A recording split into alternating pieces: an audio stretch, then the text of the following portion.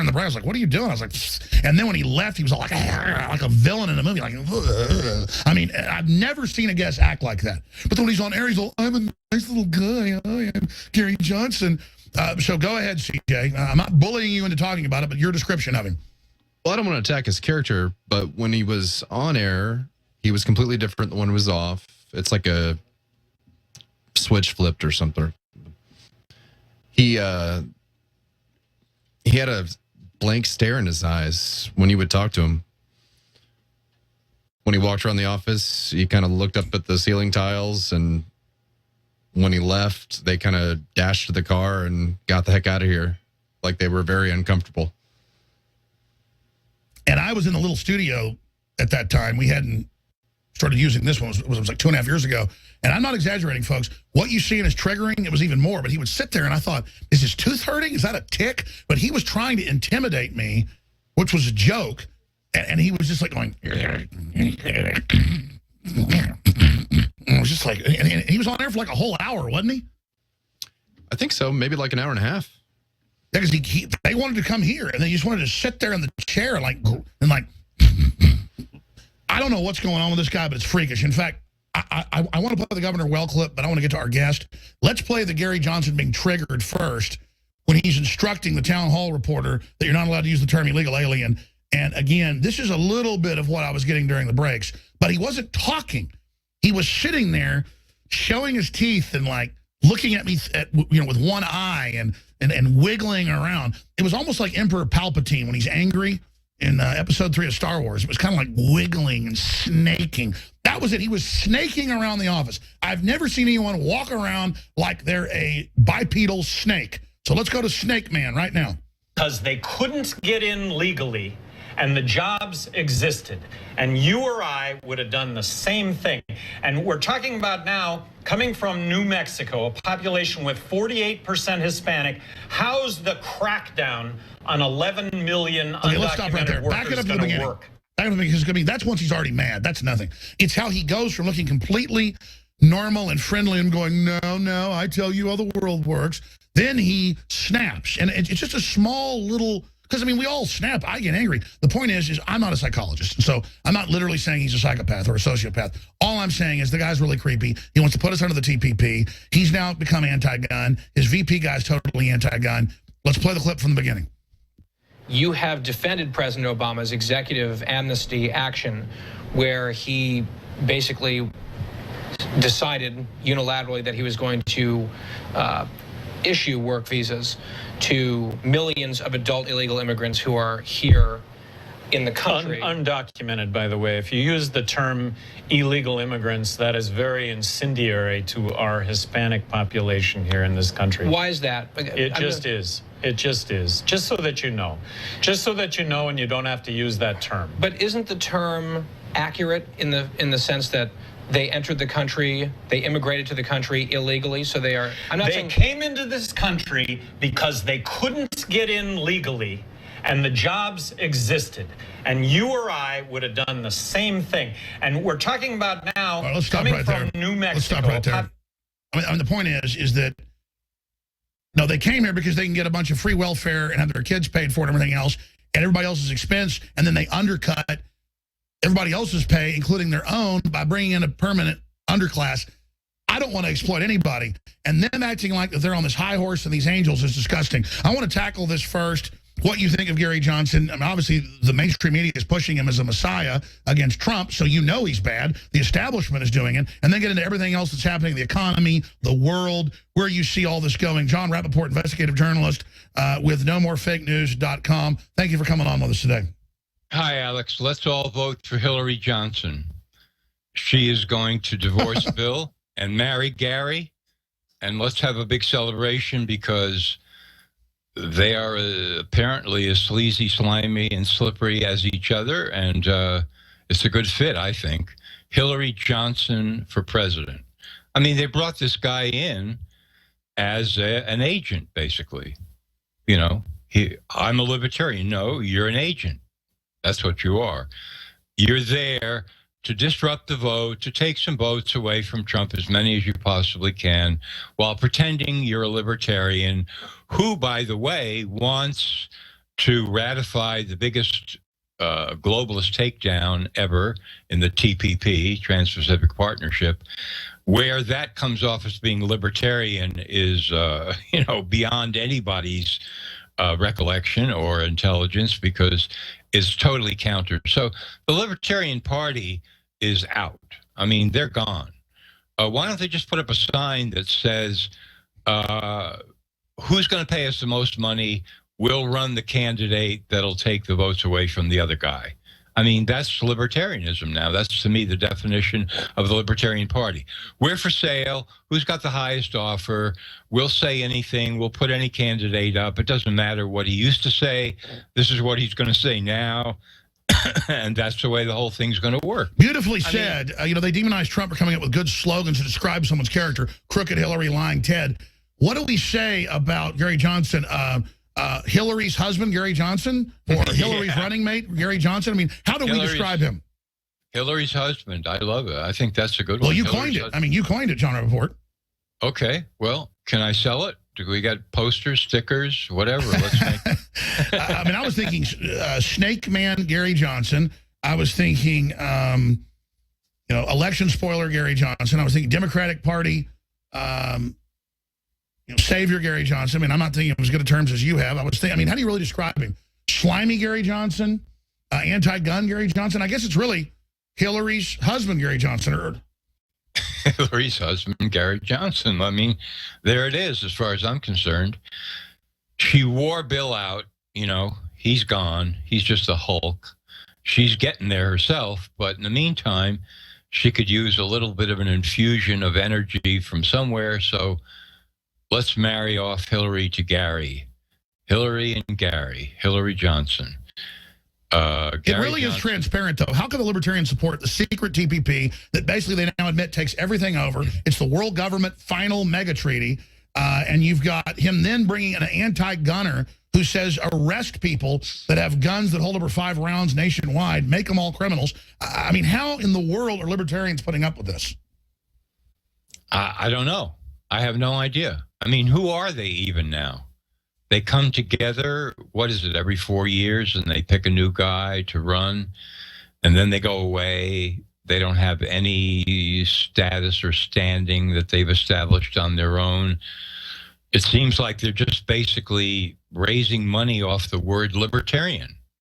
If they didn't have that in their title, if they call themselves, I don't know, the Gary Johnson Party or just the 4-year party, every 4 years we nominate somebody, nothing would ever happen.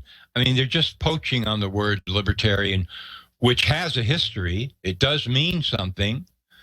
Ron Paul was over there, on that side of things. But now it's just, we're for sale. Who's got some money?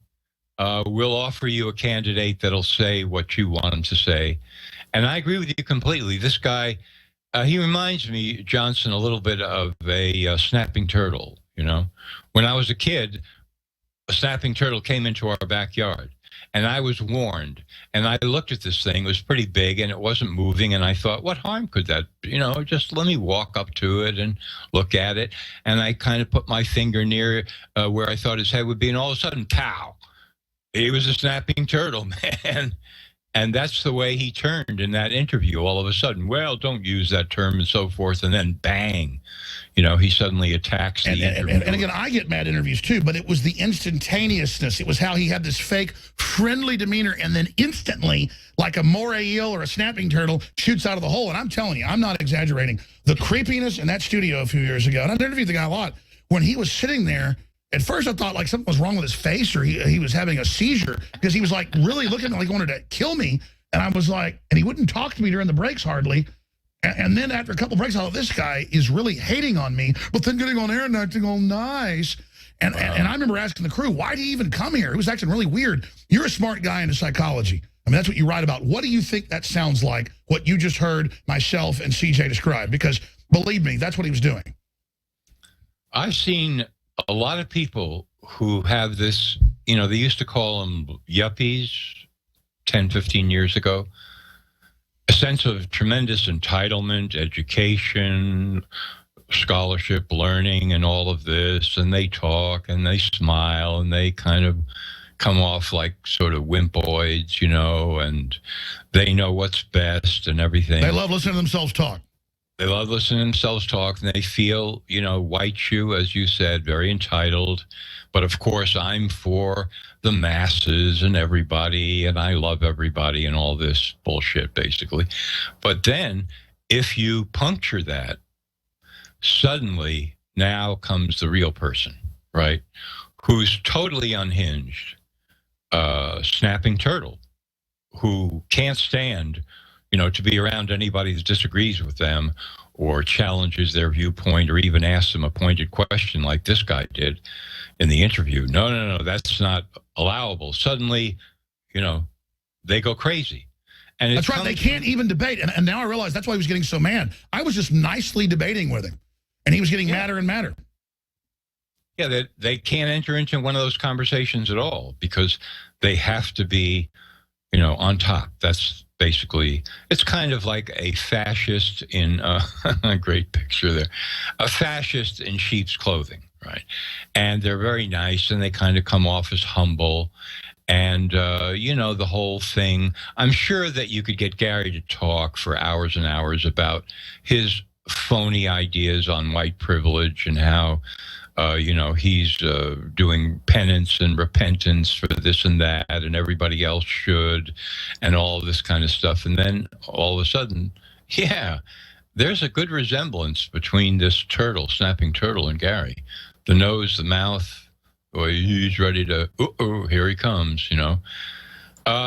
It's that schizoid thing, you know, where he's going to be wonderful to everybody about everything until there's a danger that, you know, he might be exposed for something that he's saying and that it's wrong, and that you're going to drill down a little bit deeper, and it's going to get wronger and wronger and wronger, and then all of a sudden he's going to totally snap at you. And that's what happens. This is a longer interview that Town Hall did a great job with.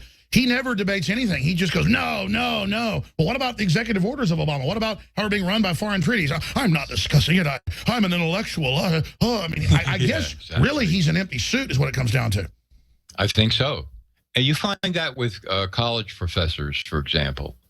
You know, when you actually start to engage them on a point that they can't really defend, and they've got their whole mask set up so that this is the way they're going to feed you their spiel and so forth, and now you puncture that, college professors can become instant snapping turtles.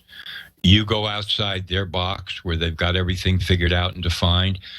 I mean, this is, again, entitlement. It's a position. I've got my position. I won my position. I earned my position. And like you said last week, part and parcel of totalitarianism, whether it be fascism, communism, whatever it is, a cult, is that it's all rigid, top-down systems where everything's got to be finite and basically frozen in time. That's what these people are looking to build. That's why they hate the Renaissance system. Absolutely. Yeah. Open, freedom, creativity, imagination, new ideas, new frontiers. Let's have solutions instead of insanity. Let's have real solutions. Let's lift people up instead of making them permanently dependent upon whoever the leadership is, the government, and so forth and so on. These kinds of ideas. Hey, I've got an idea, Professor. You know, you're talking about how sympathy for the people who are downtrodden and so forth and so on. Do you know that in Chicago, there's a group of people who are operating inside a huge building, and they have an urban farm there? And people from the inner cities are growing food, fantastic amounts of food, and they're learning how to grow food, and the kids are there, and they're trading food, and this is like a renaissance of nutrition. And if the government wanted to, the federal government, they could suddenly show up and say, you know what, this is a fantastic idea. Instead of spending $2 trillion on the war on poverty and failing completely, let's spend a few $1 million, and let's put, how about 4,000 of these urban farms in inner cities across America? No, instead, as you know, I've had the guy on that did it. In L.A., when he started planting stuff in the mediums, they came to try to stop him. But he fought back, and it backfired. But exactly, we need to bring urban farming back. We have a special coming out next week with Tim Kennedy about urban farms. And this is exactly getting back to normal agrarian activity is the beginning of relaunching humanity. And that's why they're trying to harass the Amish, these city farms. They're going after true independence for a reason. Absolutely. And also, I mean, here's perfect community organizing. You know, 6 people get together and say, we're going to start an urban farm, and everybody can come in on board, and we'll trade food that we grow. And kids will be running around, squeezing the cantaloupes and the squashes and whatever, and they'll learn how to plant food, and everybody will be happy, and they'll be eating nutritious food and so on and so forth. I mean, you would expect a federal government that had any kind of sense, that actually wanted solutions to poverty, would put that at the top of the list, right? So you bring up something like this to a guy who is entitled, white shoe, yuppified, trying to be distinguished and so forth and so on. And all of a sudden it's outside his box. It's an actual solution. You say, well, instead of writing all this bullshit about how the people who are in poverty are doomed unless we revolutionize our minds about privilege and all, how about we just actually help people to lift themselves up? What an idea. Oh, no. Now they turn into a snapping turtle because they feel threatened. Because exactly. They want those inner city kids in there 12 hours a day watching TV, the other hours of the day, at school under government brainwashing. And notice every city that's Democratic Party run is the most horrible cesspit you can imagine. And they know it's a system they're running that they now want to deploy nationwide, worldwide. We're about to go to break, but I've got a lot of issues I want to raise, a lot of clips I want to play, a lot of things I want to go over with you, John Rapaport. But what else do you want to be covering today? Give us a preview. Well, we can certainly talk about this pesticide spraying in South Carolina that killed millions of bees in what sounded like one day. I mean, this is like a chemical warfare against South Carolina, the Zika pesticide. So we can touch on that. But they said it was safe. Oh, yeah, absolutely. No problem. Yeah, maybe a little bit of a health problem. All of a sudden, the colonies are gone, the bees are gone. And what about the people and the animals? Oh, no problem. No problem. Just let's move on. Well, I mean, even the London Guardian says radiation is no longer really bad for you. I mean, you saw those articles by Monbiot and others. They said we should, radiation's good, John. Okay, well, let's move next to some nuclear reactors. Let's all move to Fukushima then, right? I'm sure the condos there are pretty cheap now at Fukushima. What we see happening is the insanity of the elite. Those that the gods would destroy, they first make mad. And we're just here, watching on the wall, Paul Revere's, self-interested. I mean, I don't want to live in a collapsed society. And we see what's happening in Europe, in Germany. We're getting into that. We're into the economy. We're going to cover what's happening with the bees straight ahead with John Rapaport of NoMoreFakeNews.com. I'm Alex Jones with infowars.com. And I've been pretty darn nasty to Gary Johnson. I held my tongue, haven't had him on in years because the guy gave me the willies, and now he's an anti-gun, pro-globalist little creature working. Why this is happening and what you would say about this point we've reached in the universe and why the elite universally are building something that's anti-human and so ugly. I mean, there is a spirit to it. There is a energy to it. I don't know where it's coming from. I mean, let's just say theoretically. I don't know. I mean, I'm a Christian. I'm raised that way. I love goodness. I love God. But let's just, for the sake of debate, what is it? And then we're on this planet out here in the universe floating around, hurtling through space at 40,000 miles an hour, and then people make a joke when we talk about evil in the world, and where does it come from? Every culture has marveled, why do some of us do these bad things? Why do elites organize together, build pyramids, and start chopping virgins' hearts out? I mean, what's going on? Because 99% of us, John, don't want to do that. Absolutely. Well, here's one of the things anyway. Look at what's happening. Anybody who says now that a nation has any right whatsoever to be sovereign in any sense of the word, independent, self-sufficient, ooh, God forbid that, or an individual, that's what it really comes down to. Independent, makes up his own mind, sees things the way he sees it, makes decisions, responsible for his own life in every way possible. This is the cardinal sin. This is what has to be attacked. Because the globalist plan obviously, is to make one giant unified cheese glob of the entire planet that is run from above by them. That's the theme. That's what they've been shooting for and aiming for all along. We're all together in this, and it's all one. It takes a village, and all of this kind of insane, supposedly humanitarian propaganda is a complete front for evil. That's the way the game is played. It's been played that way probably since the beginning of time. But now there's technology, and now there's media, and now there's propaganda and so forth. So they are perceiving, the globalists, the controllers, the evil ones, a bigger threat than ever, because they can see around them that there is a movement in the other direction. People are saying, wait a minute, are you saying that, I don't know, I was raised in France, and so if I consider myself French, I'm committing some kind of a thought crime now? That I have to be European with everything that implies? That your implications? And then you merge with Islam. Now you have to merge with that. They're stealing our identities and then replacing it with death. Yeah, with death, exactly. Bow down, don't say anything, forgive everything, be humble, and die. I mean, that seems to be the motto of globalism. And we, the globalists, are sitting in the steamroller, and we're coming down the street. They're saying, it's our planet, we took it over, we're about to merge with machines and become gods, get ready, we're going to kill you. And then they come out in publications every day now. We talked about this 20 years ago, John, no one would talk about it. And, oh, we're kooks. We were reading their own white papers. Now it's all over the news. The Earth's going to be so great once humans are gone, and elites, are going to merge with machines and become gods, but only after they kill you.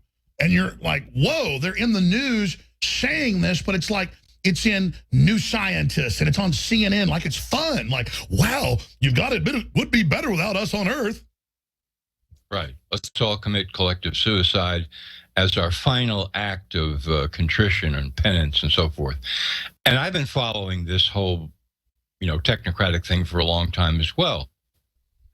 The whole idea, like Ray Kurzweil, and I know you have. That's why I've got you. I mean, that's why I raised it. Go ahead. And the techies, the rise of the techies, the idea that they suddenly got into their heads that information itself is some kind of spiritual quality. And if we can just supply people with the right answers through, shaping information and the right algorithms, then everything's going to be peaceful and fine on Earth. And the way to do that is to hook up the human brain to a massive supercomputer that's floating somewhere in space. I mean, they take this as obvious, and if you start to raise questions, wait a minute. You're saying that my brain can be connected to a computer, and what is this computer going to give me again? Answers to questions? I mean, how is that different from the priest class that rules Egypt or Stalin or somebody else who's giving me answers? Even if they're supposedly the right answers, they're not my answers. I didn't come to those conclusions. I'm now going to be at the mercy of a computer? And then they say, well, yes, but it's not only that. You see, maybe you want to play the piano. We can download that into your mind too. Or you want to hit 60 home runs a year in pro baseball. We can do that for you. Or you want to leap tall buildings in a single bound. No problem, because the computer can give that to you. And people just sit there and go, boy, this sounds like a really great future.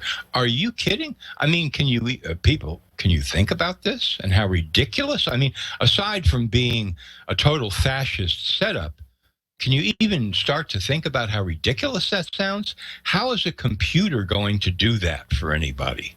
It's not. It's just another way to make slaves. And we also have the UN pushing the zeitgeist movement.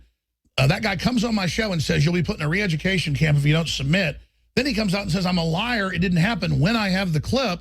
And then the UN and the New York Times start funding it, saying, yes, a computer will decide what you eat, where you live, what you do. Well, that's always been their model of technocracy. And then people say, oh, we'll be free. No, the globalist will program the computer. I mean, it's so obvious. And then people say, why are you attacking the freedom of zeitgeist? We won't have to work anymore. I mean, that's like telling me Obamacare was going to be free, John. Right. We won't have to work anymore and we'll be free. And as you and I have discussed before, Alex, many people seem to have lost their capacity to even understand what the word freedom means. So you can now, as a propagandist, substitute anything you want to for the word freedom. A computer making you a total slave and taking all your decisions away and running your life is freedom because it's fair. Yeah, that's right. Suddenly, fair becomes free. Wait a minute. How did that happen? And then who defines fair? And it's this word game. Who defines fair? Who defines fair? Exactly. It's that word game. Freedom is unlimited burgers at McDonald's. Is that what that means? In other words, if somebody says to me, you can eat free for the rest of your life, that's the same thing as me being free, having freedom. And then you find out it's Monsanto and Bill Gates, and what they're feeding you is going to kill you. Yeah, right. That's the punchline, right? Yeah, you're free to have all the goodies you want, and they will kill you. So now everything's good. So people don't even understand what the word means anymore. So if you say the word freedom... Well, now they say, I have a right not to be offended, and so there's only small free speech zones on the colleges now, and they're only open a few hours a day, a few days a week. So see, you're in a free country in this little free zone that we license, that we can close, but the definition of a license is the authorization to do something that would otherwise be illegal, or a letter of marque given to you by the royalty. Exactly.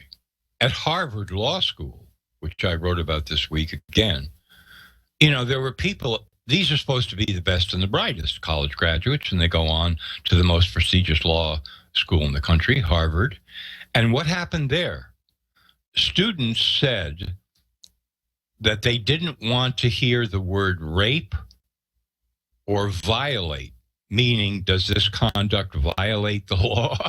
Because either word could trigger them. These were like the most elite law students in the country talking to their professors. Learning how to be basket cases.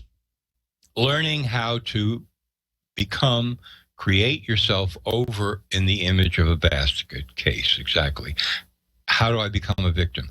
And these students were saying, well, rape law shouldn't even be taught in law school because it would be traumatizing and it would reduce the overall performance of the students. So now there's not even any pretense that there's education going on. It's not even, yes, we are. No, it's all about this propaganda campaign to encourage and nudge students over into thinking of themselves not just as victims, but endless victims. And the only power they have is to go bully someone into doing what they say. I mean, it's like major universities have done things like Lynch Hall, named after a liberal patron that built the hall 50-something years ago. But the Attorney General agreed with it and said, yes, you need to change the name. It's hurtful because of lynching. And then her name is Loretta Lynch. I mean, there's no, it's like people screaming at you going, you're an effing white male, and they're in white male. I want to play this clip since you mentioned the technocracy. It's a good one, I know. Tom Scott's got a great YouTube channel breaking this down. The virtual hell of uploading yourself into a machine, and then they zap the bad memories. That means your true memories and consciousness. And then this is what the military is looking at now. Zapping, that's a lobotomy, folks. But high-tech lobotomies for the troops. Here it is. Welcome to life. We regret to inform you that your previous existence ended on January the 14th, 2052, following a road traffic accident. However, your consciousness was successfully uploaded to the Life Network by your primary care provider. You may be experiencing some confusion. Please remain calm. Life contains... Your mental state is being temporarily adjusted in order to calm you. Please remain calm. Life contains over 30,000 unique activities, networking with millions of other digitized minds, and the ability to contact undigitized friends and family. Please accept these terms and conditions in order to continue life. Your attention is particularly drawn to Section 2, Usage Rules and Limitations, Section 9, Privacy, and Section 11, Restricted Mental Activities. Thank you. Please select a life plan. Tier 1 is our premium offering, allowing full uninterrupted simulation of your pre-terminal state. It includes unlimited modification of your body plan, accelerated learning and recall, and full personal backup facilities. Tier 2 is our advertiser-supported offering. It contains many of the features of Tier 1, but at a significantly reduced cost. Some areas of the environment, such as the sky, may be replaced with targeted advertising, and your personal brand preferences may be altered to align with those of our sponsors. Tier 3 is our value offering. Thanks to our commercial partners, your experience at this tier is unlimited. However, some activities, sensors, and visual rendering options may be subject to a fair use policy. More complicated mental processes, including subconscious thought, creativity, and self-awareness, may be rate limited or disabled at times of significant server load. Thank you. Your stored mind contains one or more patents that contravene the Prevention of Crime and Terrorism Act of 2050. Please stand by while we adjust these patents. Your stored mind contains sections from 124,564 copyrighted works. In order to continue remembering these copyrighted works, a licensing fee of $18,000 per month is required. Would you like to continue remembering these works? Thank you. Please stand by.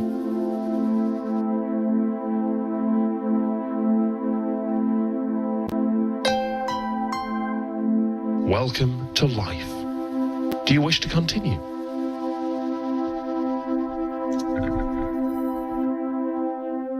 TomScott.com. I'm going to get Tom Scott on. Amazing work. See his YouTube channel. Now, ladies and gentlemen, I first envisioned this probably 15 years ago because I knew that they could go out randomly with bots, target things on third-party platforms, and just have them deleted with no due process. And then when Shazam came out a decade ago, and you could hold up your so-called smartphone when they first came out at the mall or wherever, what's that song? It would tell you in like 10 seconds. And I remember thinking, they're going to use that to go out and find copyright music and stuff. And, of course, they were. And then I realized they could go out with these bots, pick up my voice algorithm, and erase me across the web under a globalist system if they're able to get all these draconian anti-free speech regulations and treaties in place. Now, in 2016, they hand the web over to the UN next month. The UN is admitting they're going to be shutting people down worldwide if they even criticize radical Islam, you name it. YouTube has put out new terms of service saying, we'll demonetize you anytime the community complains and our diversity specialists say so. And these are diversity specialists that will certify... Pardon me, you were popping in my ear. What were you saying? There, CJ? Sorry, I was communicating with John Harmon at GCN. Oh, sorry, you had the pot up into the network. Sorry, they were talking. Anyways, it's fine. We're teleprompter free. It's live radio. They were talking to the folks at the network. Now, continuing, they can just erase your voice all over the web. Boom, like that. And now they're actually talking about doing that. And then here's an example. Joe Rogan had been on my show probably 30, 40 times over the years. And all of a sudden, our YouTube channel was shut down.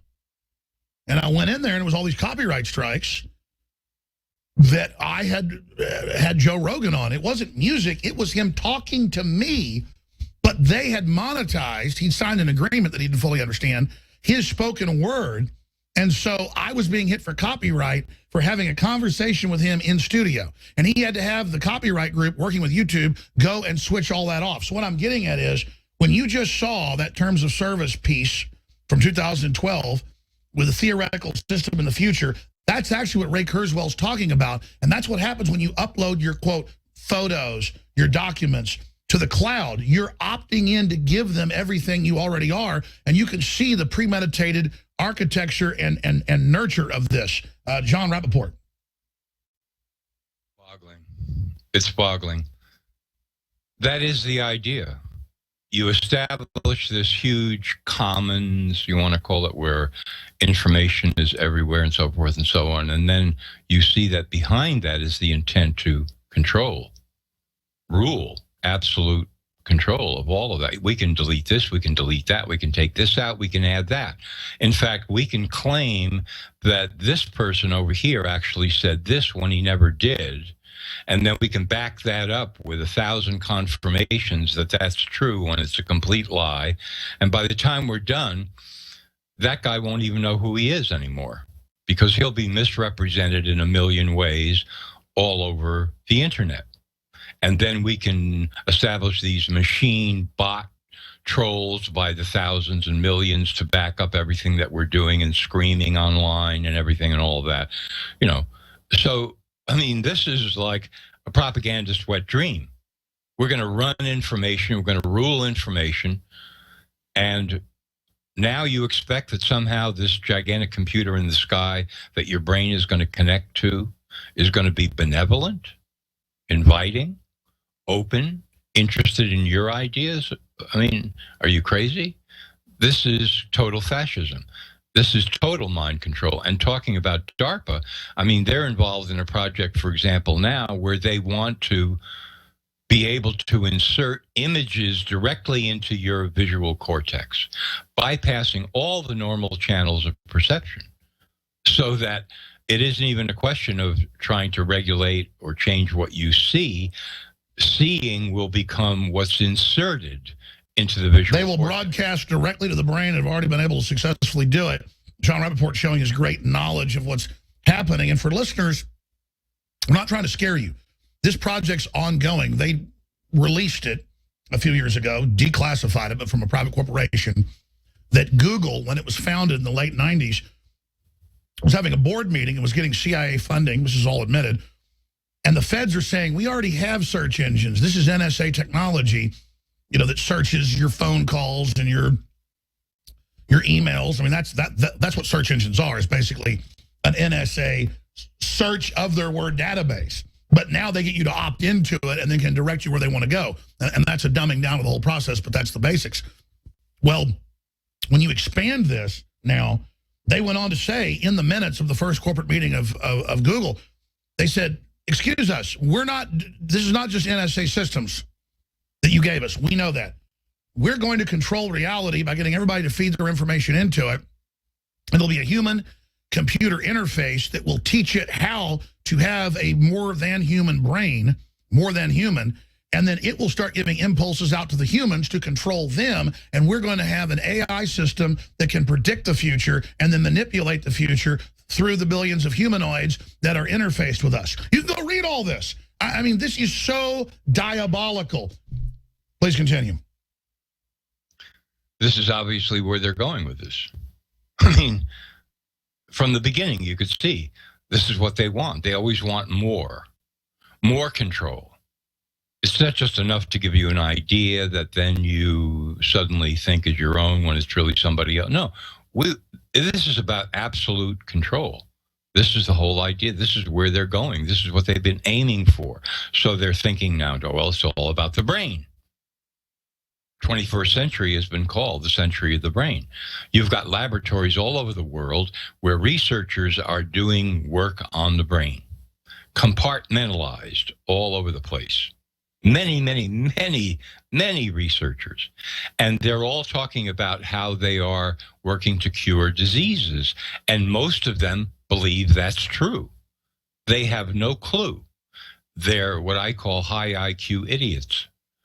And so all of this work and research is being collated, and behind the scenes, the whole plan is to be able to control the brain at a distance. Absolutely. That's where they're going. That's right. Let's do 5 more minutes, and Dr. Pieczenik joins us. I want to talk about what's happening to the physical earth. The globalists aren't just assaulting humans. They're assaulting the entire fabric of life on this planet, engaged in vandalism, the likes of which we've never seen. Stay with us. You're listening to The Alex Jones Show.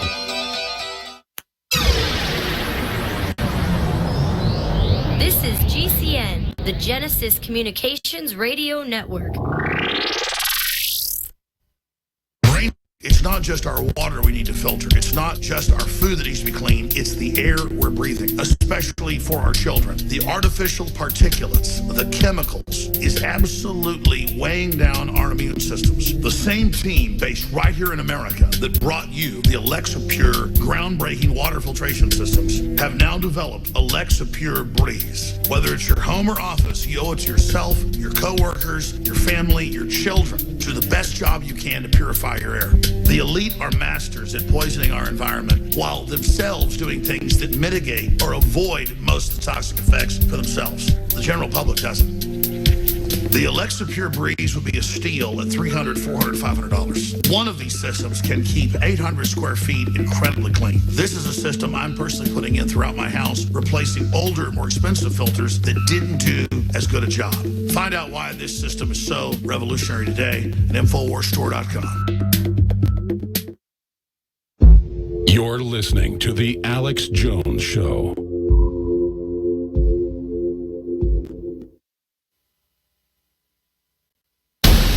Crashing through the lies and disinformation. It's Alex Jones, only on the GCN Radio Network. What we're doing is just an emergency transmission so humanity has a choice to be aware of what's happening. Because the globalists don't want to give you a choice. They think they can sucker you into this. And what we're telling you is the truth. It's all out in the open now. We've really moved quickly into this, and my basic boil down is this.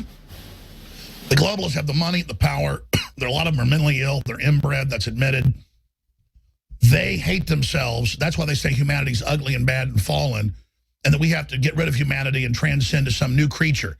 But first, we have to all be wired into it. It's about control. It's about evil. But most of the mid-level people that go along with this plan do it because they hate themselves and they're projecting it onto the rest of us. Is that an accurate statement, John Rapaport? Yes, they hate themselves at the highest level, and they always have, because they see something that's totally inauthentic about themselves. They don't have any real life force. They don't have any of the kind of ambition that an individual that's free and independent has. You know, I want to do something in my life, and this is what I want to do, and I'm all in, and it's fantastic, and I wake up every morning, and I want to keep pushing it, and it's great. No, their whole thing becomes, I wake up in the morning thinking about how many more people I can control. Why is that? Because they hate themselves, because they don't see anything. When they look inside, they see no life force of their own. They're totally removed. Vampiric. It's like they're abstracted from all that somehow. And that's why they hate themselves. They're like dried out prunes that have no life left. And does that projection go onto the earth? Because they seem to hate it even more than us. Yeah, exactly. While they crow about, let's bring the earth back and the radical environmentalist movement and all that, that's just a mask and a smokescreen. Behind that, what's really happening is they want to, just destroy path. That's all they've got left. They've got nothing left but that. And you had a guest on, I can't remember who it was a few months ago, and he was saying, I used to think, okay, they're going to destroy a certain amount, create chaos, come in behind that, establish order, which I believe, yes, that's the agenda, that's the old pattern, whatever, he said. But I'm beginning to think that now they've gotten so crazy that they're just all out for total destruction without any second act, that some of them have just gone so far off the rails, that's all they can think about. And that's why I'm saying there's an evil force, because it's clear, take over, create world government, kill 80% of people, and then we'll ascend and be gods. Well, of course, once you get to that point, you're not really going to ascend and be gods. That whole paradigm is just going to continue. And it was Gavin McInnes saying they just want to blow it all up, period, just because they're like throwing fits at their daddy or something. Exactly.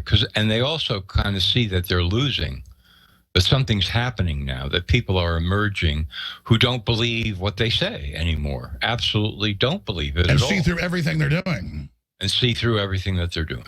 Yep. Well, I've been told this by major billionaires, globalist top people. They say that this show and others like it, they actually tune in to get reason to what they're doing, because they can't even figure out what they've done, but they find that what we talk about and what you talk about is very profound. So there's a reason the elite listen, because they actually get sanity here.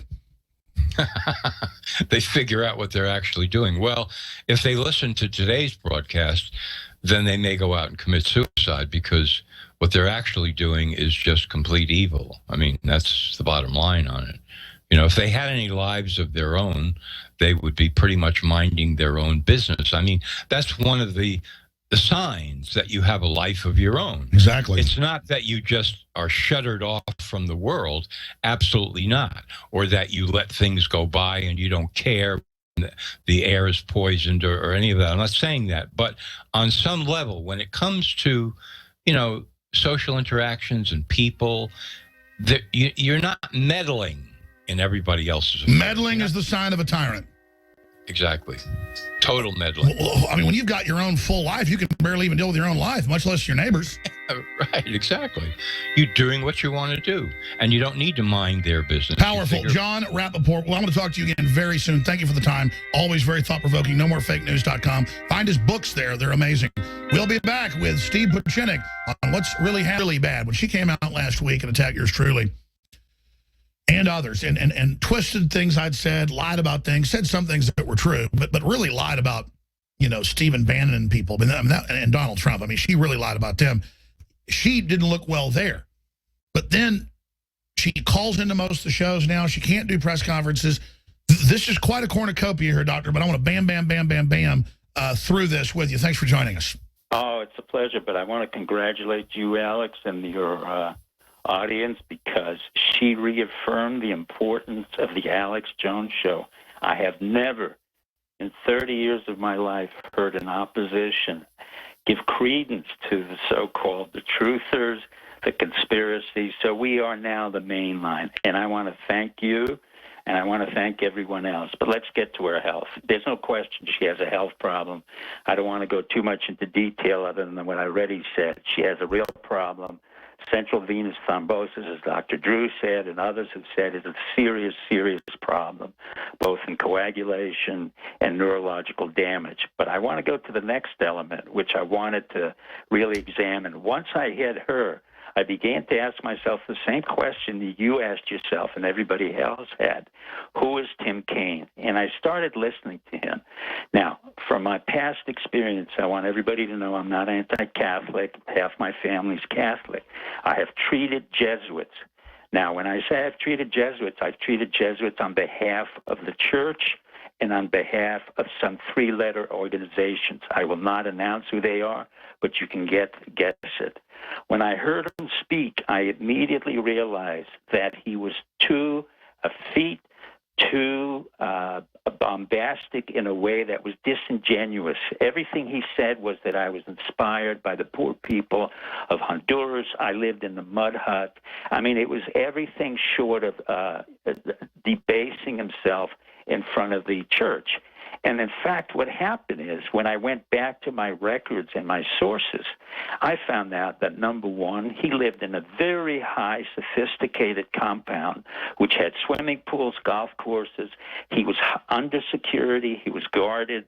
He had been affiliated with the CIA, not only... Sure, he pushes this narrative that he goes to black churches in America and helps the poor and all this, and it's all a complete cutout, a classic Jesuit program. Well, it is the classical. I mean, what he does is like any sociopath. They combine a lot of lies with some truth. Sure, he probably went to a few black churches in Virginia. There are a lot of them.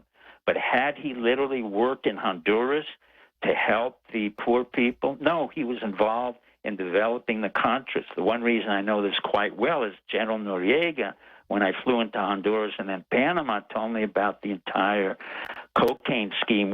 And I have a lot of respect for the ambassador of Honduras, who was Ambassador Negroponte, who was also affiliated with our intelligence service and one of the top ambassadors and intelligence operatives.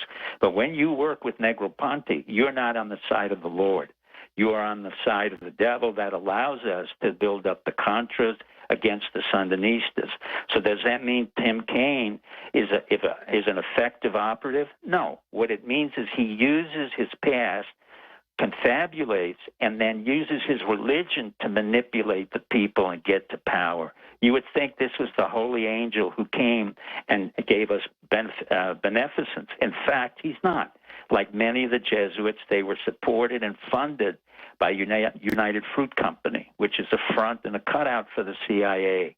So he, like the Jesuits, who won't admit it, have been part and parcel of the CIA programs. Sure, they go around even stirring up the communist movements, then rounding them up, controlling the whole paradigm, which isn't that the Jesuit specialty is 360 control, sitting correct in every political point of the compass. But let's go further. I mean, the Jesuits obviously historically aren't supposed to be Pope. We've got this new Pope coming in, pushing global government, going after Trump. doing all these things, lecturing everyone about carbon indulgences. And then now you've got this Jesuit VP with Hillary looking like she's not long for this world.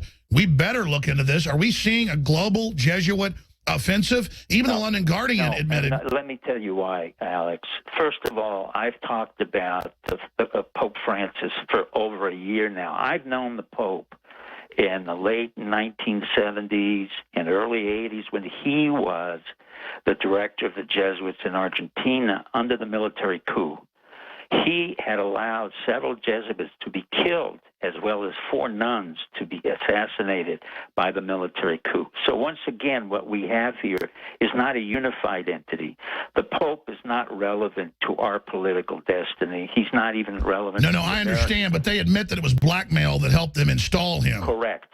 That is correct. So what you get here in a unified front is not that their power is effective. It's not. It's what you're getting is constant lies that are being used to bring in a lot of people. I get it. So they can fight over the power structure they've got that's rotting, but they're not taking over the larger system. And the key point that you brought out is the press really getting more powerful? Is Hillary getting more powerful? No, I think you brought out the point that as the press gets more desperate, and in fact, thank God you were named as Alex Jones, what's happening is that the press is finding themselves to be totally eunuchs, ineffectual. And the reason for that is they don't have an audience. As you know, CNN has gone from 600,000 at the lowest end back down to 400,000 viewers per episode. And the only time they get a higher amount is when Trump comes up. But the key here is that even if we were to boycott all of the sponsors of CNN, it wouldn't make a difference because of the way the law is structured by the FCC that allows CNN, which is a dead outfit, to basically receive money from all of our cable inputs. That's right. So people don't know about the carriage rights and all the rest of it, but CNN is a parasite, so is MSNBC, because they've been there so long with the carrying carriage rights that they get part of your cable bill, folks, even though you don't watch it. I think you have to reemphasize that because, again, this is an example where no matter how much we protest and we discard it and we want to avoid these sponsors. They just leave it up as a facade to make us think we're not winning. Correct. But in fact, we are winning. And the point of fact is if we were to disconnect all of the cables and cut them through, eventually the cable companies would understand that they no longer can afford to pay ex cathedra the amount. So what you're saying is they're already dead. They know they're dead, but now they're going to strike back. That's what I wanted to ask you next. We're going to break, sir. They're openly announcing all these new terms of service, Chinese-style web IDs for what your social standing is, to economically impact you negatively if you don't submit to the system. Open announcements of wanting to censor the internet. I don't think it's going to work. I think it's going to backfire. But I want to ask you, who wrote Net Force with Tom Clancy and more, and predicted so much of this, what would happen? Dr. Steve Pieczenik, stevepieczenik.com is our guest. Hope folks are listening up, because a lot of times he gets, Homeland Security visits after he's on, because this guy is one of the most famous spies out there. We'll be back. Stay with us. Some foreign relations. He's antiquated. I mean, you're really talking of the past. He can put all the money he wants, and he's actually not that brilliant. This is one of the few Jews, what we call a Judenrat, who worked with the Nazis, and he knows that. Once you have that kind of backup system, once you have the corruption of the Clinton Foundation, once you have the corruption of the media, the corruption of the Department of Justice and FBI, we have, in effect, a de facto state of revolution without having to go to guns and without having to go. So we go back to your soft coup that took place 4 years ago. Where are we now? But this is exactly what you and I used to talk about, and you had kind of warned me correctly. But this is the revolution that we talked about. It is an amazing revolution, which, in part, I kind of predicted in Net Force would happen 30 years ago through the Internet and through somebody like an Alex Jones, who was able to articulate what the reality was, and then that reality would be attempted to be distorted, changed, transmuted, but never once will they touch you, Alice. I can assure you of one thing. No one will touch you. Well, you've been telling me that for 15 years, and it's been true so far. How do you know that? Nobody is touching you, because I'll tell you why. as much as you and I may hit the system being the internal security of our military and intelligence forces, there are many who are with us who cannot say that they're with us openly. There are many of them who say to me, go on. They've never seen me. And they recognize me from my voice, or they recognize me from my presence on Alex Jones. But the truth of the matter is, America is now in a new kind of revolution. The Clintons don't get it. Soros doesn't get it. The CFR doesn't get it. Bannon gets it. Trump gets it. Breitbart gets it. You get it. And what happened is, without gloating about it, you have succeeded, and we've succeeded. Well, our listeners have. I mean, absolutely. Drudge has been right at the center of it. And it's not about credit. It's about understanding where we are to gauge it. So this is definitely happening. And they now admit they're in deep trouble and hate the narrative we're putting out because it's accurate. We're going to break in 1 minute. How do you expect them to counter it then? Well, they're going to counter. They're very limited in their panoply of choices. In other words, they don't know exactly what they can do. They can deflate us. They can delegitimize. Misrepresent. We saw that with Hillary saying, "Oh my God, he being Alex Jones talked about Sandy Hook as a false flag." Well, you and I know that it's a false flag. Millions of people know that. James. Let's talk about that when we come back. That was next. Had to go to court. So the issue is they can no longer appeal to the audience that is now well-versed in the Internet, the reality, or what we call the alternative. That's right. Stay there, Doc. Your view as a psychological warfare expert.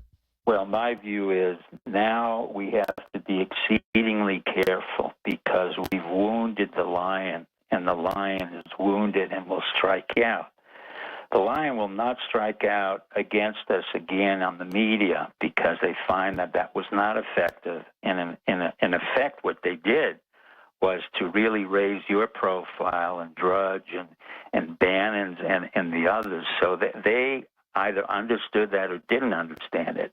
If I were they, then they would have to go around with their huge connections, and they've compromised so many people, including the director of the FBI, Loretta Lynch, the FBI itself, the Secret Service. I mean, most of those institutions are so highly compromised, and what they're going to do is going to the ballot box, which is what you said many weeks ago, and that is we have to monitor the ballot boxes to make sure that there isn't anything going on a la George Washington, George Bush, and Bush Jr. and Jeb, because they're tied together. The Bush and the Clinton families are tied together. All of these families are tied together. What's happening in effect, if we have disintegrated this incredible lattice of corruption and instability and put in place a totally different game. Now you see Obama, he's nowhere to be found. I mean, he's in China. Do we really need him in China? No. Has he accomplished anything in 8 years? I said from the day he came in, he would do nothing. He would lie, and he would be ineffectual. And in fact, we've had more false flags with Obama than anyone else. Now we're going to have Hillary. She may pull a false flag again, another type of a false flag, and in turn try to divert the attention away from the conversation and the narrative to make it look as if we have another problem, either a terrorist problem or a crisis in the government or some crisis overseas. Right now, we're in a position where the next couple of weeks, she is isolated. She has been isolated for such a long time that, in effect, she's in a bubble. And that bubble has reinforcement from the people around her. Huma Abedin and all of the other people, Jake Sullivan, none of them are really that effective or that smart in national security or in psychological operations. Well, let me raise this, sir, and then I want to play a clip for you. I'm sure you've seen it. Have you seen the clip of her a few weeks ago in Reno when a woman like 50 feet away just yells something about animal rights, and Hillary looks like an insane bag lady? No, I hadn't seen it. And then the doctor, the black doctor with the EpiPen, runs up and goes, "It's okay, it's all right." That one. That's correct. Well, let's play this clip because as a psychiatrist looking at this, I mean, I'm a lay person, but she clearly goes out of it for a minute, like when you've got, a 90-something-year-old grandmother, she goes out of it and then comes back. I mean, it clearly, she looks like the definition of a loon. Let's play the clip. You okay? Keep talking. You handle it. We're not going anywhere. Okay. Keep talking. You're okay. And of course, there's hundreds of these clips, but she's got a handler there that brings her back to reality. She looks like she's about to fall down until he... I remember that. I have seen it. But remember, let's not focus on the specific point anymore. The issue of her health, mental health, and physical health has come out loud and clear. They understand that they have to keep her isolated and insulated. In contrast, you hear Trump going, I mean, it was really quite a coup for him to go down to Mexico, but more importantly, he went down with Mike Pence to Louisiana.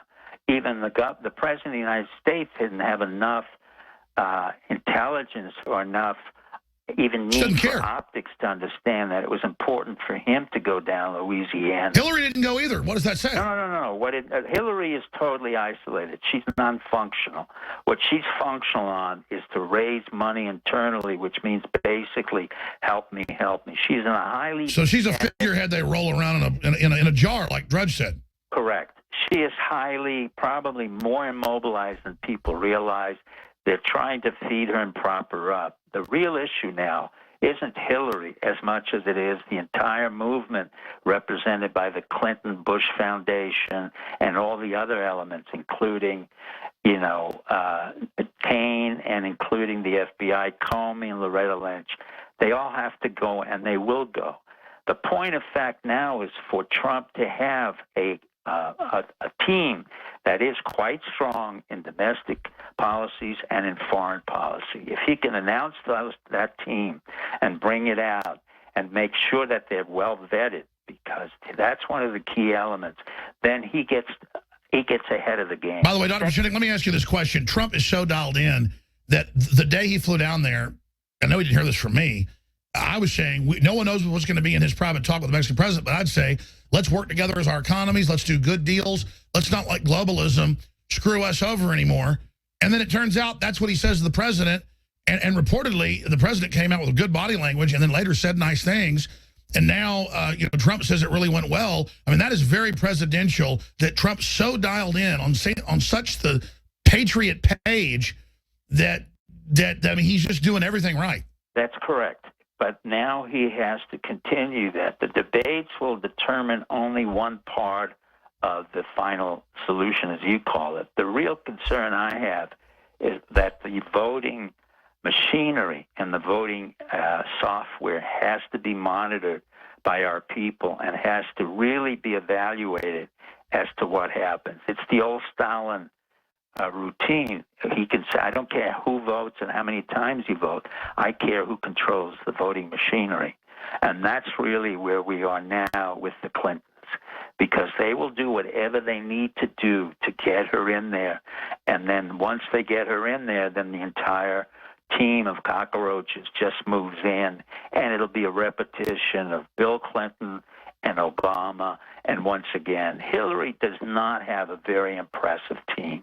They're just not. It has nothing to do with Democrats or not. Well, won't she be compromised by all these foreign powers, from the Saudis to the Chinese that have been buying her and selling her like a cheap prostitute? Correct. And she and Bill have been so compromised by the Chinese all the way back when I was in the Bush Senior administration, and the Chinese were buying off Tyson's Chicken, Purdue, Walmart, and Bill. And that was part of their own plan. The Chinese have come in with billions of dollars. She's been bought off. The Saudis have had her. The point of fact now is that we can literally impede that by literally saying... Why has good parts of the government allowed the president and his co-president to become basically a $5 whore that's passed around by foreign governments? I mean, that just sounds... it's the old concept of the pension. When I asked a lot of my people that I knew in the CIA and in other intelligence organizations, why did you allow 9/11 to occur? And the answer from two of my friends, I can't identify them, and the CIA said, Steve, it's sad, but they wanted their pensions. And the truth of the matter is we can no longer have people in the government who have 20-year pensions and up and out. We will have to reformulate that so that, in fact, their contribution to our country is not their pension. Well, they ought to use their head. You let evil like this in, you're never going to get your pension to begin with. Unless you destroy the whole country. Well, the point is, you know, with a 20-year lead time, I can buy off so many people that it's unbelievable in the Foreign Service, in the Intelligence Service, and now we can no longer afford that. So when Trump comes in, he has to look at that type of mindset and that type of financial model. No, I agree with you. Now we got to move quick here. Since you mentioned the Hillary speech, here's where she attacked yours truly. Now, I want to be clear. I have said that clearly it's a false flag. They've got adults that act like actors, blue screens with Anderson Cooper. The media never attacks my points because I want them to hit my pieces of proof that Bloomberg sent an email out the day before activating his gun groups for something big to happen the next day, that they were all ready, that they got circles of kids going in and out of the building, that a guy in camo was grabbed in the back, but they covered that up, and then they didn't send emergency choppers, and they didn't send ambulances for hours. All this went on. I'm saying it should be investigated. The whole thing, now you've said it's a total false flag.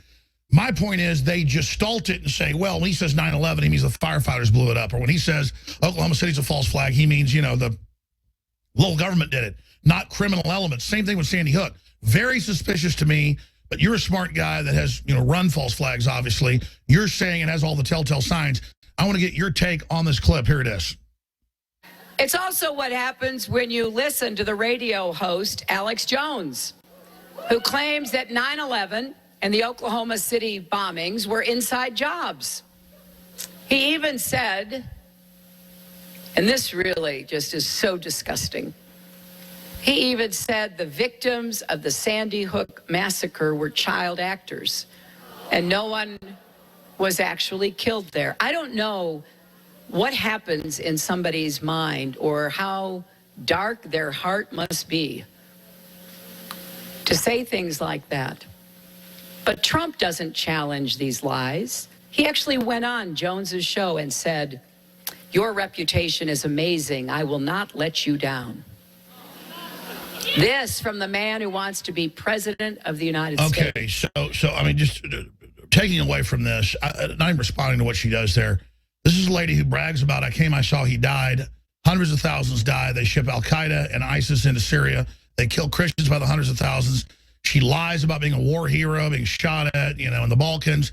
And she holds her heart, this little old lady. It'd be one thing if she really was a little old lady saying, I have a dark heart. Maybe I do compared to a little old lady. But she's not our average little old lady, is she, Dr. Pieczenik? No, what she is doing is what I have called the fascism of the left. She is literally repeating the lies again and again, like Hermann Goering has said, and Goebbels said it very clearly, that if you repeat something many, many, many times, it eventually sounds like the truth. In fact, she knows it's not the truth. She knows Eric Holder. She knows Eric Holder was involved in arming the drug cartel. She's well aware of all of this. But the minute she releases a moment of reality, the entire storyline breaks up. So she has a house of cards, literally a house of cards. And if one card is taken away and she legitimizes either the Oklahoma bombing or Sandy Hook, which was absurd, absolutely absurd. And again, it was Eric Holder and Obama. And even if she were to legitimize the absurd videos and movies about killing Osama bin Laden, who already had Marfan syndrome and was an old man, and they found him in Pakistan in the most highly secured and most elegant area, the whole nonsensical narrative breaks apart. So she not only destroys herself, she destroys 8 years of Obama. Well, why did she attack myself and Bannon and the alt-right when everybody knows Obama talks about us all the time? It says, you know, that guy in Texas, I mean, they know not to say the name for whatever reason. It's not that we need their legitimacy. They'll mention other people attacking him that aren't effective. They don't want to mention us because they don't want to draw attention to the fact that we're really right on target. Well, there's a French expression, qui s'excuse s'accuse. He who excuses himself accuses himself. And this is very true of Obama, who's a pathological liar. I mean, he came up through the way again that she came up, and I can't underline it enough times. The CIA thought they would bring up a black narcissist without a background, without any training, with a nonsensical story, trained in Occidental College in Los Angeles, where half of my operatives retired and trained a lot of people in transcultural. His parents, grandparents were at the East-West Center, where Obama is now, a total nonsensical cutout for the CIA, and they brought him into power. She came out of Yale. She works for the agency. So did Bill Clinton, and they are disasters. The agency is not the highest quality institution that we have anymore. In fact, the most professional units we have are the people like James Clapper and the DNI, Director of National Intelligence, who are military, Air Force, who were selected for their intelligence and professionalism, not for their political action. Sure. What would you say about somebody like General Flynn? Well, I'm a great admirer of Flynn because I saw him actually work for many hours. I was invited to one of his conferences. He's an aggressive, he's an assertive individual. Dr. Pieczenik, final segment. Stay right there. We're going to come back and hit more of this straight ahead. It's InfoWars. That's really what it's all about. She's a Soros globalist. She just sees another country like Ukraine to loot. What a buzzard-like creature. I'm sorry. I'm going to stop ranting. Dr. Pieczenik, thank you for the time. Thank you for the energy. 4 more minutes to cover whatever you'd like, sir. All right. Let me just say categorically, we will not have any war with Russia, and we will not have any war with China. We are destroying ISIS. Now, the reason I say that is not wishful thinking. General Michael Flynn, who is in the intelligence community and is highly respected, understands that the intelligence community plus our military community works very closely with the Russian soldiers and Russian intelligence. That's never going to change.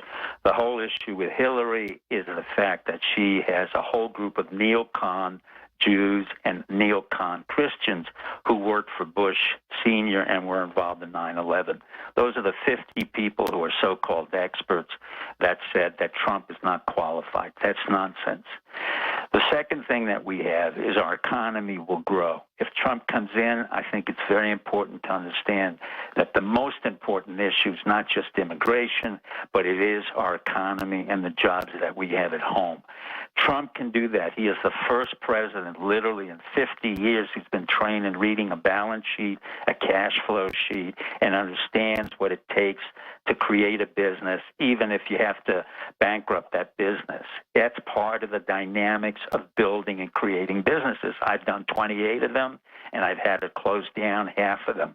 So anybody who's been in the world of business or creating companies knows that there are all kinds of problems.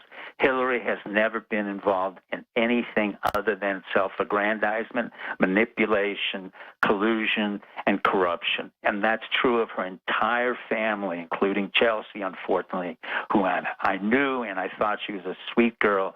But the worst part of the Clinton family is to corrupt that woman, that young girl from Stanford. But they don't stop at anything. So we have to be aware now. It's going to be even more lethal and dangerous on the part of the Clintons. They will do everything and anything to get that election. They will corrupt the electoral processes. They will change the machinery. They will create diversion. They will create false flags. And in turn, we have to make sure that we are aware, that we have situational awareness, that our soldiers and intelligence operatives overseas vote early and bring in the votes and make sure that those votes are counted, that we're at... Let me ask you this, because it's so important since you brought this up, Dr. Pieczenik. I come out, say, hey, Trump, you got to watch out for election fraud. He's already on that page, comes out, starts getting the folks ready to be on top of it. Obama says it's ridiculous. The feds aren't involved in elections, even though we know they are. Then he brings in the EU and the UN and actually has Homeland Security now announcing they're going to seize control of the election. That is sensational. What does that signify? Well, it signifies nothing. The Homeland Security, as everybody knows in the government, is nothing more than a paycheck of an ineffectual people. And it was a disaster. Most of them just bring in their pension and they look... So it's just a new agency declaring itself the commander of everything else? Well, they can create whatever they want. Basically, Washington is dead. It's functionally inept, and what's happening, and why I continue to go at it, is we have a devolution of power more than anything else, and that's what they are afraid of more than anything else. It's no offense, Alex. It's not globalism. It's devolution of power. No, I agree that globalists are scared of power going back to the people, correct, back to local areas. Brexit. Trump brought in the. You've been hammering it forever, and it's happening. I want to have you back next week if you'll do it on de-evolution of power. Bless you, and let's keep fighting because we're there, and we need more effort. Folks,